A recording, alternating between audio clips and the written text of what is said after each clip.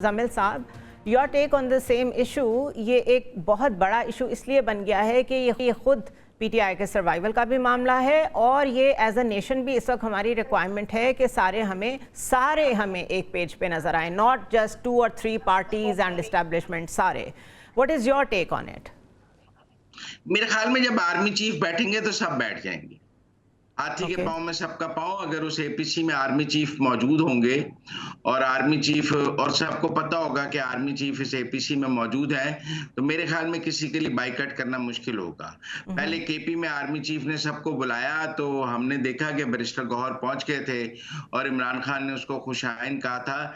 मुझे नहीं लगता कि अगर कोई एपीसी जिसमें आर्मी चीफ भी को होस्ट होंगे साथ और फौजी क़यादत भी बैठी होगी, वहां पीटीआई ना मौजूद हो या उसका कोई बाइकाट करे, मुझे नजर नहीं आता।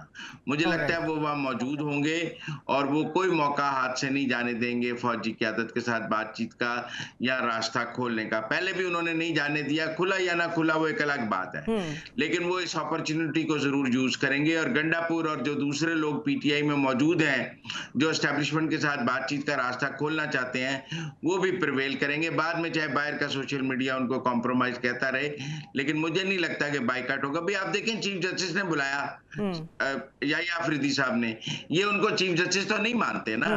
इनका तो मौकफ है कि 26वीं आईनी तरमीम के तहत गलत चीफ जस्टिस बना है और ये तो मंसूर अली शाह को चीफ जस्टिस मानते हैं। लेकिन जब चीफ जस्टिस ने बुलाया तो सब दम बखुद पहुंच गए ना सलाम करने और अपना ताउन देने। इसी तरह जब आर्मी चीफ ने मिलने का कहा, उनको मिलने पहुंच गए। तो अब भी जब दावत मिलेगी तो ये पहुंचेंगे। लेकिन दावत मिलने पे पहुंच जाने में और अपनी स्ट्रैटेजी तब्दील करने में in the larger interest of the country फर्क है। आपको लगता है कि कुछ चेंज करेंगे अपनी सोशल मीडिया पॉलिसी? नहीं, वो नहीं चेंज करेंगे। वो उनकी बार्गेनिंग पावर है। वो समझते हैं कि जब तक डील नहीं होगी वो नहीं चेंज करेंगे और उनका ख्याल है कि एस्टेब्लिशमेंट उसकी वजह से दबाव में है और एस्टेब्लिशमेंट का ख्याल है कि अब हम उसका दबाव नहीं लेंगे। मेरे ख्याल में ये नर्व्स की गेम चलती रहेगी। जहां जिसको जितने ताउन की जरूरत है, जैसे एक दफा आजम सवाती साहब को सुबह 7 बजे भेजा गया कि आज का जलसा मुलतवी कर दें, तो उन्होंने मुलतवी कर दिया क्योंकि उसके साथ कोई मैसेज मौजूद था। तो मेरे ख्याल में जहां जो जरूरत होती है वहां वो बात हो जाती है और जहां जरूरत नहीं है वो अपनी तरफ से हमले जारी रखें और एस्टैब्लिशमेंट अपनी पॉलिसी जारी रखें। Your take on it Aamir साहब, आपके ख्याल में पॉलिसी चेंज करेंगे वो? अगर देखें, हमने बहुत अरसा पहले, कोई 3-4 महीने पहले ये बात की थी कि अगर 2 काम वो ना करें पीटीआई वाले तो शायद वो एक पॉजिटिव जेस्चर लिया जाए। Number 1 direct attack on the military and number 2 direct attack on the economy. लेकिन इन दोनों से वो बाज नहीं आए हैं, तो फिर हम इसे कैसे रीड करें? देखें, आर्मी चीफ का पेशावर में होना और मिलना और बात है। प्राइम मिनिस्टर दावत दें तो वो को होस्ट वाली सिचुएशन पे मुझे इतराज होगा। नहीं हो सकते आर्मी चीफ को होस्ट। आप इख्तियारात सारे उनको दे दें, वो मुल्क को चला लें, चीफ एग्जीक्यूटिव बन जाएं, वो होस्ट भी हो सकते हैं। जब नहीं है तो होस्ट तो वहां प्राइम मिनिस्टर होगा और वो पॉलिटिकल पार्टी होगी। और मेरे ख्याल में इस दफा अगर तहरीक तहफ़्फ़ुज़ आईन पाकिस्तान बतौर एक जमात के यानी सब मिलके जाएंगे तो आर्मी चीफ को सख्त क्वेश्चंस का सामना भी करना पड़ेगा। ऐसा नहीं होगा कि ये लोग सारे यहाँ प्रेस कॉन्फ्रेंसों में बैठ के कर रहे हैं और वहां जाके कोई बात नहीं करेंगे। इनकी मजबूरी है बात करना भी और वो सख्त सवालात भी होंगे जिसके जवाबात भी देने पड़ेंगे। ऐसी बात नहीं है, वो पाकिस्तान आर्मी के चीफ हैं, उनके साथ DGI-SI होंगे, उनके लोग होंगे, DG मिलिट्री ऑपरेशन हो सकते हैं अगर इन लोगों ने बैठना है।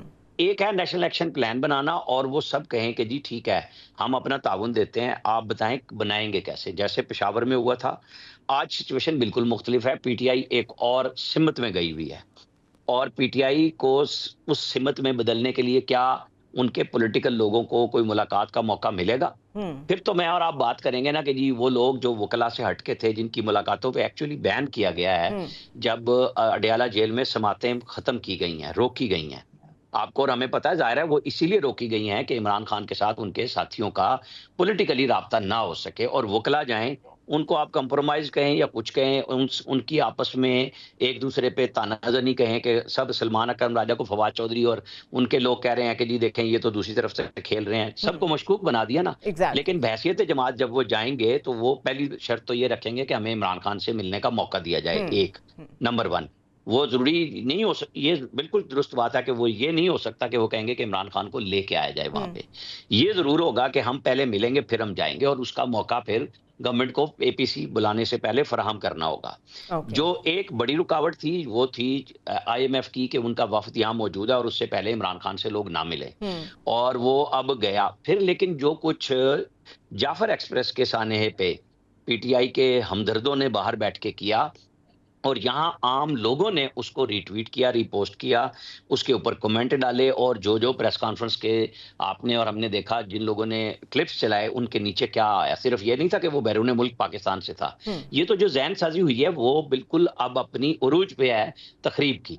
तो इन चीज़ों का तदारुक होना पड़ेगा, बातचीत होगी, इमरान खान के साथ जो लोग मिलेंगे उनको यही बताया जाएगा कि जी अब आप फैसला करें कि आप हमें इख्तियार दे रहे हैं या नहीं दे रहे हैं। क्योंकि मौलाना फजलुर रहमान हो या कोई, वो सारे के सारे उनकी गुफ्तगू यही है कि जी आप बताएं कि अपने लीडर से पूछें कि आप खड़े कहाँ हैं। ये बात तहरीक तहफ़्फ़ुज़ आईन पाकिस्तान के अंदर से भी सवाल हुआ है कि जब मौलाना फजलुर रहमान कहते हैं वो बार्गेनिंग पोजीशन अपनी कभी खराब नहीं करेंगे, चाहे वो गवर्नमेंट से हो चाहे वो पीटीआई से हो। उनके मजे हैं इस बात में, ऐसा ही है कि दोनों उनकी तरफ भाग रहे हैं, वो क्यों इस काम को खत्म करेंगे। ट्रू। बहुत शुक्रिया आमिर इलियास राना साहब, मुजम्मिल सोरवी साहब।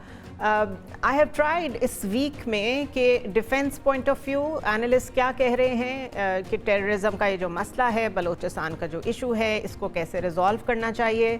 उसके बाद हमने बात की पॉलिटिकल लोगों से भी, आपने उनके भी डिफरेंसेस और उनके ओपिनियंस सुन लिए। आज हमने एनालिस्ट के साथ बात की। Everybody agrees on one point कि ये डिसाइसिव मोमेंट है, अपने इश्यूज को छोड़ के एक सेंट्रल आइडिया पे इकट्ठा होना होगा, and that is national security. But politicians being politicians अपने पॉलिटिकल स्टेक्स हमेशा साथ लेके चलते हैं और कभी भी अपने स्टेक्स जो है उन पे कॉम्प्रोमाइज़ नहीं करते। So this is the test of our political leadership once again कि अभी तक, आज तक, यानी जब से जाफर एक्सप्रेस पे अटैक हुआ है उसके बाद से आज तक केपी में, बलूचिस्तान में एक दिन भी दहशतगर्दी नहीं थमी है। तो they have to decide which direction do they have to take.